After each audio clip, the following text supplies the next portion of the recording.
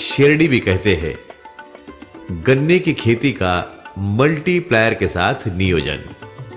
रासायनिक खादों के इस्तेमाल के कारण सभी फसलों का एकरी उत्पादन कम हो गया है, परंतु गन्ने की फसल में उत्पादन बहुत ज्यादा कम हो गया है। जिस खेत में पिछले कई वर्षों से गन्ना लगाया जा रहा है, वहां का उत्पादन घटकर 30 से 40 टन तक रह गया है। मल्टीप्लायर के इस्तेमाल से की जाने वाली गन्ने की खेती में पहले वर्ष ही गन्ने का एकरी उत्पादन 50% तक बढ़ता है और बढ़ते बढ़ते 7 वर्षों में 240 टन तक पहुंचता है।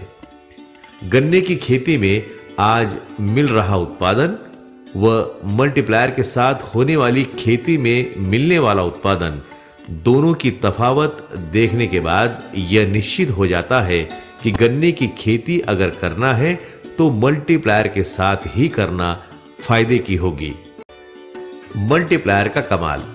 मल्टीप्लायर फसल के पोषण की पूरी व्यवस्था सुचारू रूप से संचालित करता है।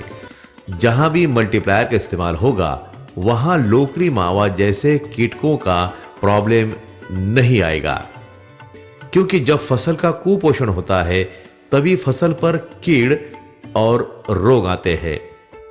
मल्टीप्लायर आपकी फसल को आवश्यकता से अधिक पोषण देता है, इसलिए बलवान फसल पर कीड़ और रोग नहीं आते। मल्टीप्लायर का इस्तेमाल होने के बाद फसल के पत्तों का आकार 1.5 गुना हो जाता है। पत्तों का रंग डार्क ग्रीन बन जाता है। इसलिए सूर्य प्रकाश की मदद से आपकी फसल पर ज्यादा से ज्यादा भोजन तैयार होता है, जो बड़े हुए उत्पादन के स्वरूप में मिलता है। मल्टीप्लायर का इस्तेमाल करने के बाद फसल लगातार बढ़ती रहती है। प्रत्येक 10 दिन में एक नया पत्ता आता है तथा जूने पत्ते जल्द खराब न होकर ज्यादा समय तक भोजन बनाते रहते हैं। कई बार गर्मी में पानी की कमी हो जाती है।